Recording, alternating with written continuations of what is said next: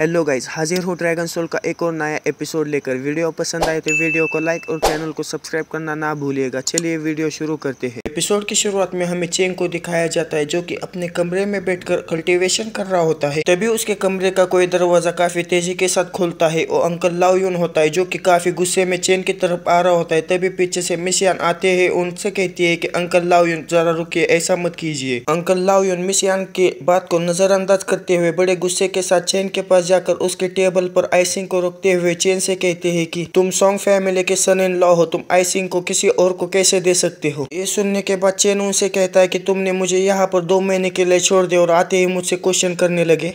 Chain की ऐसी बातें सुनकर मिस यान भी कुछ कह नहीं पाती। मैं वांग शिंग आपके सॉन्ग परिवार में नहीं आया, मुझे मेरी चीजें किसे देनी चाहिए ये मैं तय करूंगा। मुझे आपकी सहमति की कोई भी आवश्यकता नहीं है, और चाहे वो आइसिंग हो या रिफाइंड नमक। अगर आपको ये चाहिए तो आपको मेरे बारे में सोचना होगा कि मेरे लिए क्या अच्छा है। ये सुनने के बाद अंकल लाओ यून चेन से कहते हैं कि अगर आप इसे मुझे नहीं देते तो आप शांगलिंग शहर से कभी भी बाहर नहीं जा सकते, और अगर तुम वुयू शहर के कुछ छोटे लोगों के साथ अपना डील कर सकते हो तो तुम्हें ये नहीं सोचना चाहिए कि तुम पूरी दुनिया का तिरस्कार कर सकते हो। ये सुनने के बाद चेन काफी गुस्सा हो जाता है और गुस्से में अपने हाथ को टेबल पर पटक देता है। फिर चेन अंकल वू के पास जाता है और बड़े गुस्से में उनसे कहता है कि कुछ लोगों को मारना मेरे लिए बड़ी बात नहीं है, और मैं जब चाहूँ यहाँ आ सकता हूँ, जब चाहूँ यहाँ से जा सकता हूँ। मुझे अभी फॉरेस्ट जाना है। ये सुनने के बाद अंकल वू अपने मन में कहता है कि मिस अभी भी इसमें इंटरेस्ट लेती है, मैं इसका चेहरा तोड़ दूंगा लेकिन इसकी लाइफ नहीं लूंगा। ऐसा कहकर अंकल वू चेन की तरफ हमला करने के लिए बढ़ जाते हैं, लेकिन चेन थोड़ा सा झुककर उनके हाथ को दूसरी तरफ मोड़कर उसके हमले से बच जाता है। फिर चेन अपने दूसरे हाथ से उनके हाथ पर हमला कर देता है, जिसकी वजह से अंकल वू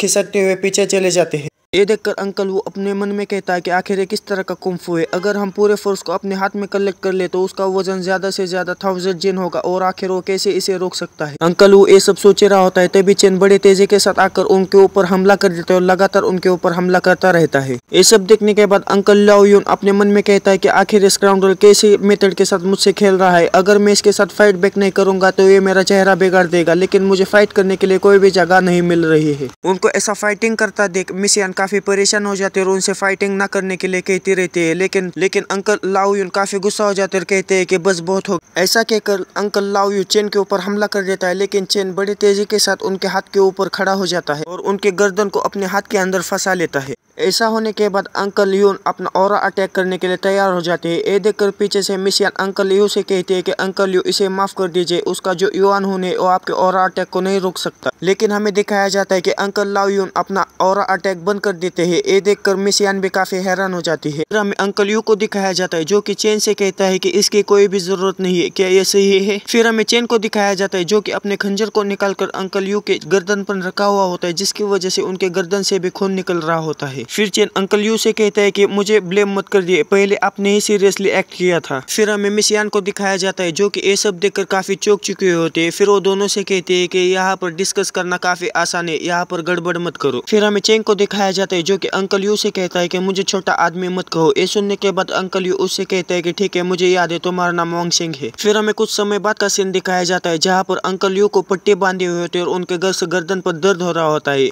फिर अंकल यू चेन से कहते हैं कि ये काफी निर्णायक था। ये सुनने के बाद चेन थोड़ा सा मुस्कुराता है। फिर मिस यान चेन से पूछते हैं कि तुमने हवा में है कैसे अपने नाइफ को अपेयर किया, क्या तुम रिंग को इस्तेमाल कर रहे हो, आखिर तुम्हें वो कहाँ से मिले, क्या तुमने उसे फ्रोस्टिंग के बदले रिप्लेस किया। ये सुनने के बाद चेंग अपनी रिंग मिस यान को दिखाते हुए उनसे कहता है कि आप तो काफी होशियार है, बाओक्योंग युतांग की जो लिखावट है वो काफी बड़ी है, क्या आप बिजनेस के बारे में बात करना चाहते हो तो अपने साथ कितनी अच्छी चीजें ला सकते हैं, या फिर मुझे अपने सवाल बदलने की जरूरत है, क्या आप मेटर बन सकते हैं। ये सुनने के बाद मिस यान उनसे कहती है कि आखिर आप कहना क्या चाहते हैं, आपके बात का क्या मतलब है। फिर चेन मिस यान के करीब जाते हुए उनसे कहता है कि अगर थाउजेंड्स गोल्ड कॉइन का बिजनेस हो तो कभी भी एक वॉच लेडी मास्टर नहीं हो सकती, लेकिन तुम्हारी जो आइडेंटिटी है वो अलग नजर आती है। अगर तुम ऑर्डिनरी मिस बाई हो तो तुम डाई हुआंस के जो रेकलेस कैरेक्टर है उसके साथ अपने आप को बुली या फोर्स करके एग्री क्यों नहीं होती। और जो सॉन्ग परिवार का जो फॉरबिडन एरिया है जो कि इतना महत्वपूर्ण स्थान है, क्या वो वहाँ पर एक वॉच गर्ल को अपनी मर्जी से आने जाने दे सकते हैं। ये सुनने के बाद मिस यान अंकल यू की तरफ देखती है जो कि अंकल यू अपनी गर्दन हिलाते हुए उससे कोई इशारा करते हैं।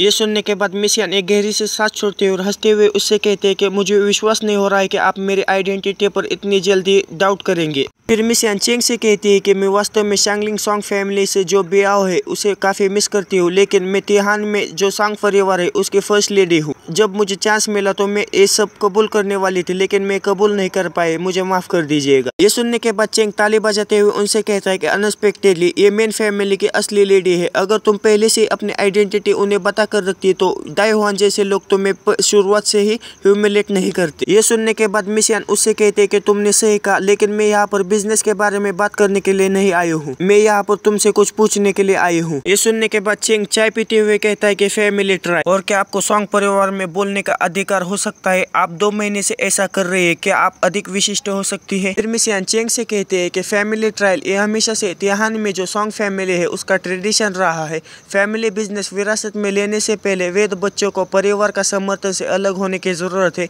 और केवल 2 सहयोगियों की मदद से एक राक्षस को मारने की जरूरत है। और जो लेवल होता है मॉन्स्टर्स का वो जनरली ट्रिपल एनवायरनमेंट के मिडल या फिर ट्रिपल एनवायरनमेंट के पिक पर होता है, और तुम जो 2 हेल्पर्स ला रहे हो अपने साथ उनका लेवल ट्रिपल एनवायरनमेंट के मिडल से अधिक नहीं होना चाहिए।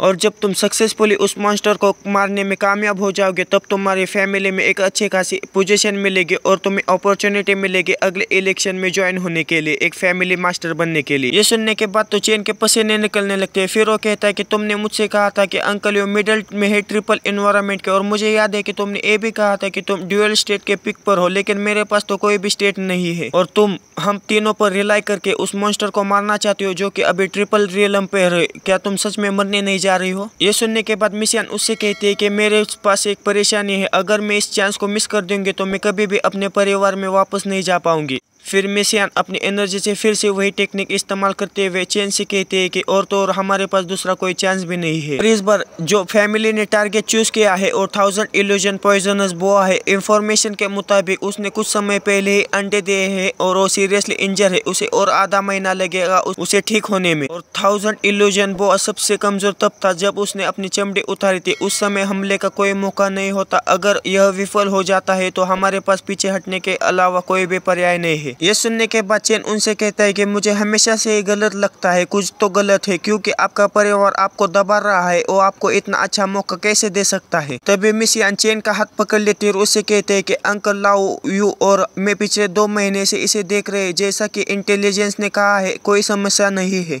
और जब मिसियान को समझ आता है कि उसने चेंग का हाथ पकड़ा हुआ होता है तो वो काफी शर्मा जाती है और अपना मुंह दूसरी तरफ कर लेती है। फिर चेन अपनी जगह पर से खड़ा हो जाता है और मिसियान से कहता है कि नहीं, मुझे ये खुद ही देखना होगा। फिर हमें कुछ समय बाद का सीन दिखाया जाता है जहाँ पर चेन अपने रिंग में से उसी बड़े गन को बाहर निकालता है। फिर चेन उस बंदो को अपने पीठ पर लटकाता है और मिसियान से कहता है कि मैं तैयार हूँ, चलो चलते हैं। फिर मिसियान चेंग से पूछती है कि आज आपने भूसे की स्कर्ट नहीं पहनी और आपने अपना चेहरे को नहीं रंगाया है। फिर चेन मिसियान से पूछता है कि शाओयान, मैं काफी क्यूरियस हूँ, जो सबसे अच्छा तरीका है इल्यूजन बाउ पर अटैक करने का वो है ऑरा अटैक, और मैं अभी प्रेजेंट टाइम में उसे नहीं कर सकता, लेकिन तुमने मुझे क्यों चुना? ये सुनने के बाद मिसियान उसे कोई भी रिप्लाई नहीं देती। फिर मिसियान उससे कहते हैं कि सबसे पहला रीजन है क्योंकि आपके पास हमेशा से ये कुछ छुपे हुए वेपन्स रहते हैं और अब जब आप हमारे साथ रहते हैं तो मुझे लगता है कि हमारे साथ कोई ना कोई मिरेकल जरूर होगा। और दूसरा कारण ये है कि मैं अभी भी लोगों पर भरोसा करती हूँ, लेकिन मैं डरती हूँ और मैं सिर्फ आप पर भरोसा करती हूँ। ऐसा कहकर वो आगे बढ़ने लगते हैं। बस दोस्तों, इस वीडियो में इतना ही। वीडियो कैसा लगा मुझे कमेंट कर जरूर बताइएगा। मिलते हैं अगले किसी वीडियो में। Okay bye.